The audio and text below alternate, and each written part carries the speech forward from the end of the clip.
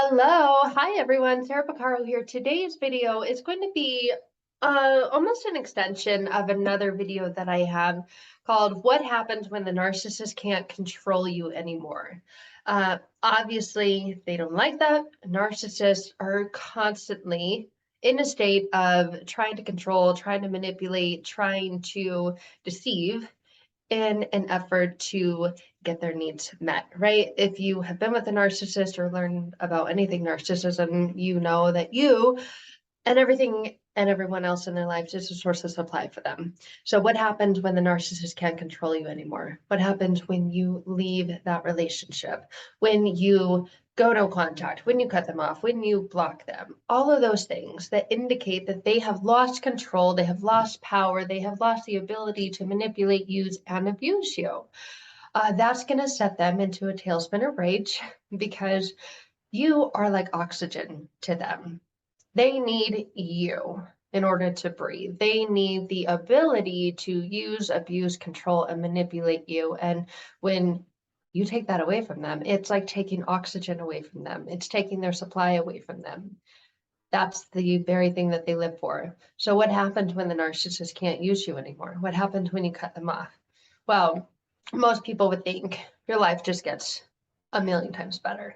And in many ways, it does. And in many ways, it gets a million times worse because the narcissist is so much chaos. There's a part of you that has gotten used to and perhaps almost addicted to the chaos, the highs and the lows and the ups and the downs and all of the drama that comes with it. It's like getting pulled into a Netflix show and there's so much drama. You're constantly on the edge of your seat, watching, wondering what's going to happen next. Oh my God, I can't believe this happened. And you get sucked into that. And if you've ever been sucked into a Netflix show, you know you will binge watch it and you will stay up way too late watching the show just to see what's going to happen next. And when you're in a relationship with a narcissist, your life is that show. You are one of the characters in that show. The narcissist perhaps is the main character, and maybe you're another main character, or perhaps you're the side character. Regardless of what it is, whatever your relationship with them is, it's that same type of addiction, that same type of drama, that same type of emotion. And there's a part of you biologically and chemically that gets this hit of dopamine that's high from being involved in that. So when you cut the narcissist off, your body, your brain, your mind goes, wait a minute, this is so boring. Oh my gosh. And then the narcissist tries to hoover you and you think, oh yeah, maybe things have been a little boring lately. You know what? I'm still feeling the hurt and the pain and the shame and the regret from all the things that had to do with that narcissist in that relationship. I'm going to give them a little bit of that. I'm going to give them a piece of my mind. That way I can end up on top because right now I feel like I'm on the bottom. That's called hoovering. That's their technique that they use to suck you back in. And or they promise that they've changed, that they've had this epiphany, this awakening, and they realize what they've done and the ways that they've hurt you, and they're going to make it up to you. They're sorry, and they want an opportunity or chance to prove it to you. So when you've left the narcissist, have you really? And I would say that because you can physically leave the narcissist, but there are different things going on here. There's the physical boundary, right? When leaving the narcissist that you've established, but there's things going on emotionally. There are things going on spiritually. There are things going on mentally. There are perhaps things going on financially because the narcissist gets you to be dependent on them in more than one way. Right? You're dependent on them emotionally for that connection and that love and the opportunity to continue to receive that which you never did with them, and the pain that comes from realizing how fake it was for them, not for you, because for you it was real and you gave it your all and it was rejected, it was abandoned. That leaves deep emotional wounds and scars within you. I call those invisible scars, and we talk about that more in other videos, but that's what happens when you leave a narcissist. You can't just leave physically and be a-okay. There's emotional damage done, there's spiritual damage done, there's mental damage done, and that's what you're left with when you leave a narcissist. They don't like it because you cut off their oxygen source and supply, so they're going to try and get you back. But we're going to get into some of the things that really go on internally, unconsciously, and mentally, spiritually, and emotionally when you cut the narcissist off and when you leave the narcissist. So maybe you feel this ability to breathe. Maybe you feel this space to finally think for once. Maybe you feel alone. Maybe you feel scared. Maybe now that you finally have time to think, you're actually thinking and you're ruminating on the past. And every time you ruminate on the past, pain comes up, and then you find a way to try and numb or dull or avoid that pain. So you turn to alcohol, you turn to food, you turn to jumping into another relationship far too quickly and carrying all those wounds and all that baggage with you.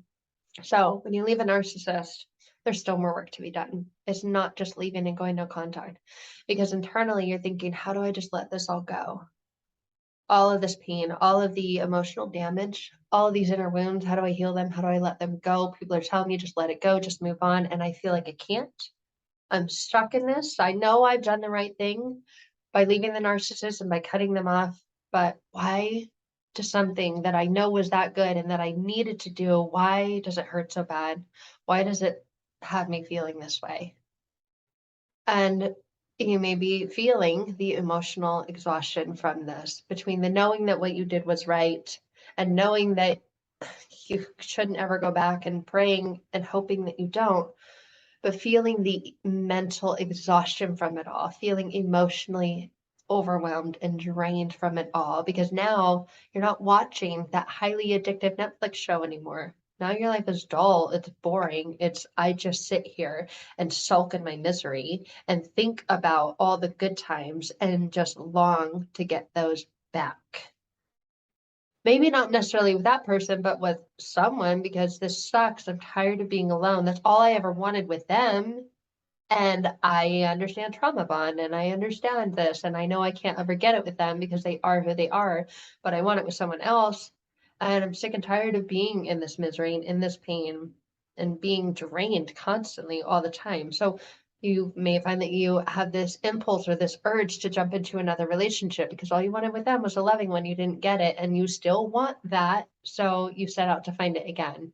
But until you take that time to give yourself the gift of healing, of true inner transformation, of healing the emotional wounds and damage done from those experiences, you're going to find that you continue to stay stuck in that pattern and those cycles that you have yourself. So perhaps that's something that you're feeling already, and you're still in the relationship with a narcissist. You haven't left them yet, but you're afraid to leave because of that fear, because of your very real fear of being alone.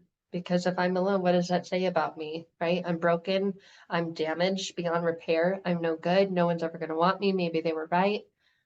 And you're now having this internal battle, struggle, and conflict with your own thoughts, with your own feelings, with your own emotions, just because you've left the narcissist or are thinking about leaving the narcissist. And now you're having that anxiety, and you're having it show up in all of your relationships. You're afraid that every relationship you have is going to end this way because they're going to see and learn the truth about you, that you're damaged, you're broken, you're no good, you're too messed up.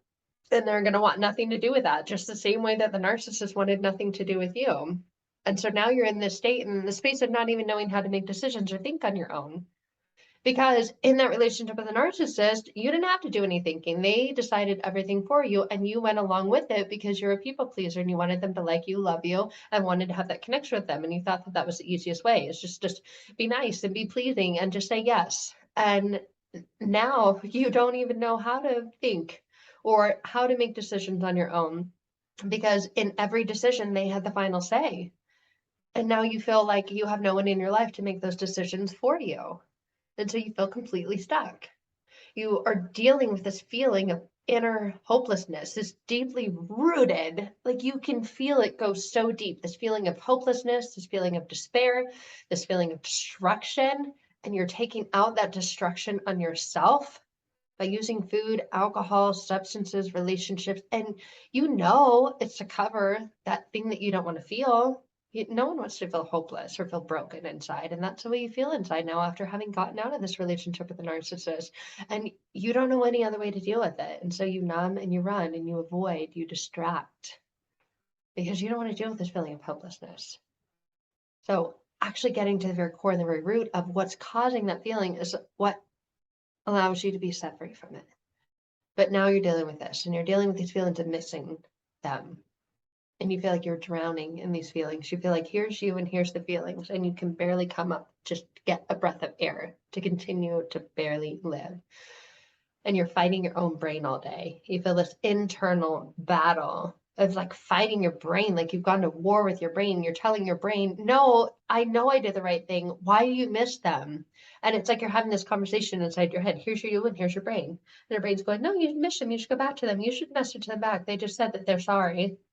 And you're thinking, no, they're not sorry. I've heard that a million times. And every time I have gone back after they said I'm sorry, it's still the same. Nothing has changed. And so you're going back and forth with your brain. And you're spiraling in that. You're spiraling in the triggers. You're spiraling in the emotions that seem to flood your body, your mind, your heart, and soul every time you get triggered.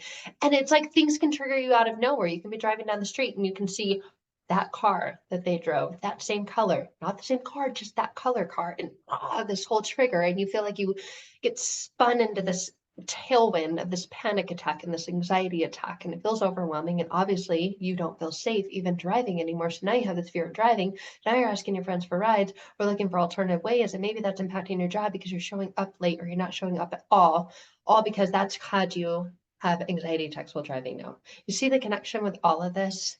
It impacts every area of your life. And even your support system, your support group, trying to be there for you, trying to understand it, even though they can't really, because maybe they thought this person was a good person because that's the way that that person presented themselves.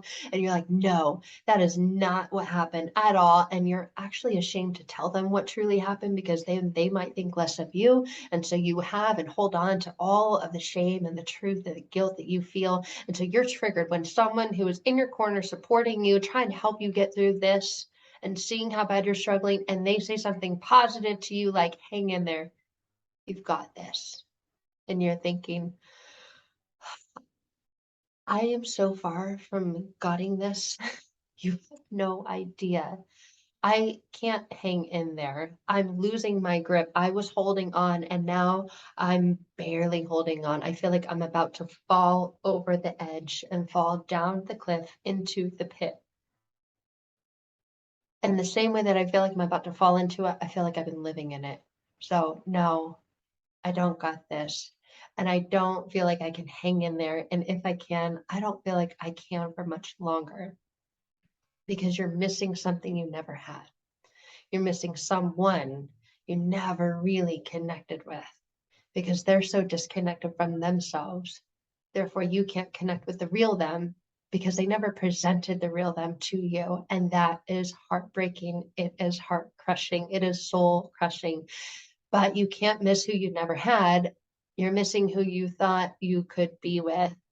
And now you are so disoriented and so disillusioned because you now wonder what that person would have been like. And the part of your mind that loved them thinks that that could have been the person you wanted all along. And so you're so confused in your mind because you miss them, but you don't.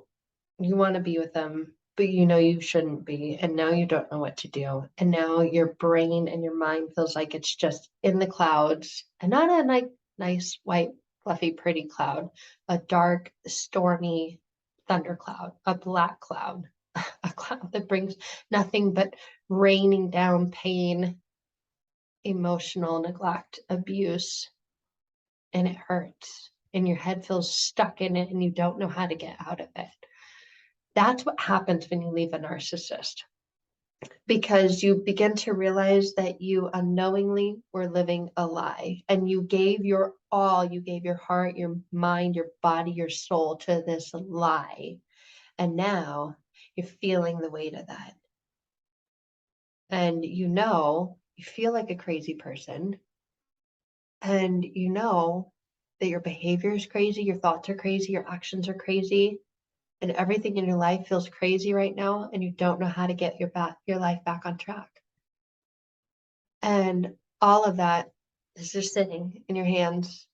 It feels like it's in a pack on your back. You feel the weight of it pulling you down, drawing you down. You feel that heaviness and tension of all of that in your shoulders, in your back, in your stomach, in your gut, in your brain when you can't even squeak out a positive thought, and you're trying so hard to find something that brings you joy, but you don't even know who you are anymore because of all that.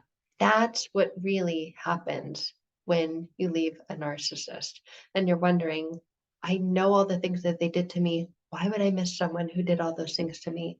And you can't quite put all the pieces together or figure it all out, but you know, and you know that you know, if you could, you'd feel that relief that your soul and your heart, your brain, your body, your mind longs for, deserves, and desires, but you don't know how to get there.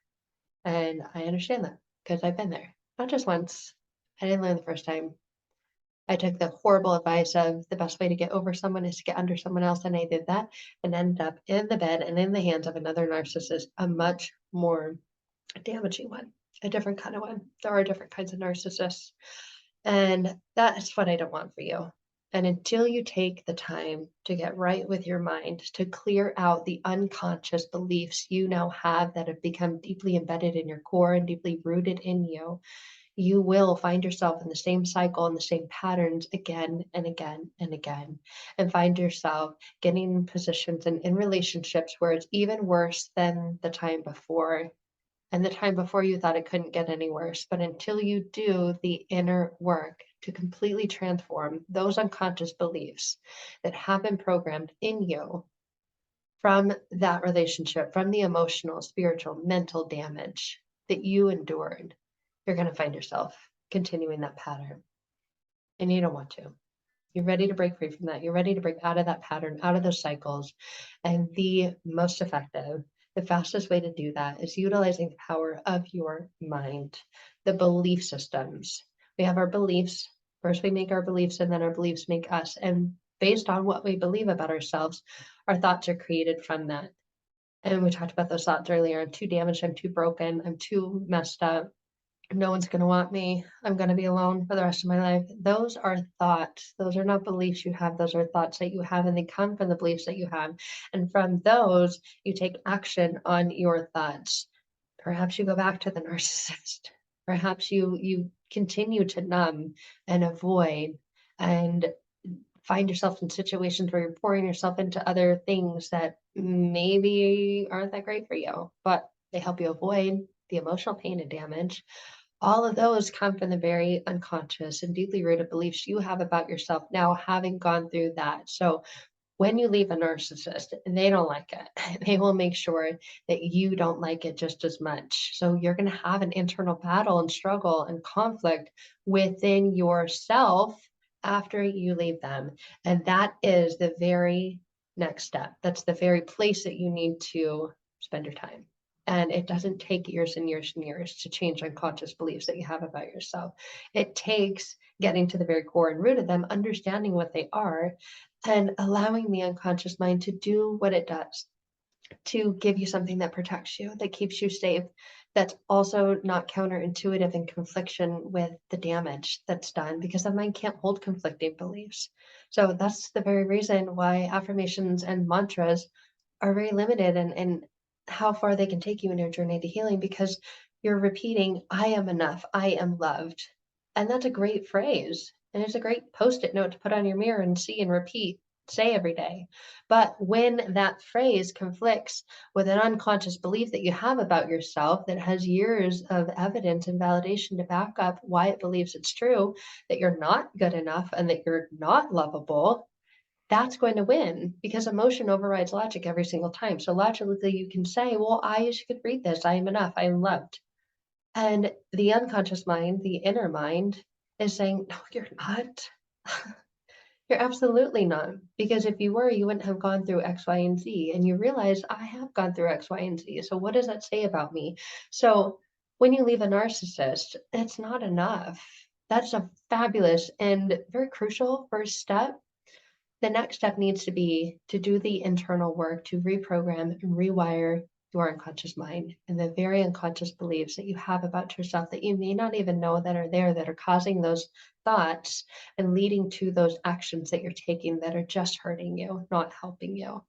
So that is exactly what I specialize in. That's what I love doing. That is the journey that I love taking people on, whether it's through a self-study course, the Transforming Past Pain to Present Power program that we've got, or one-to-one. If you want to do it much more quickly, you're ready to do it today, and you don't want to go through homework and exercises. So both are available. I'd love to connect with you, reach out to you, and talk to you more about the option that is best for you and right for you, depending on where you're at in the stage and journey in your life. So thank you guys. I hope you've enjoyed this video. I hope it's brought to light where you're at, where you'd rather be, and given you an opportunity to get there very quickly. All right, guys, that is it for today. That is what happens when you leave a narcissist. And I hope you've enjoyed this. Please share your comments below, and I'll connect with you soon. Bye for now.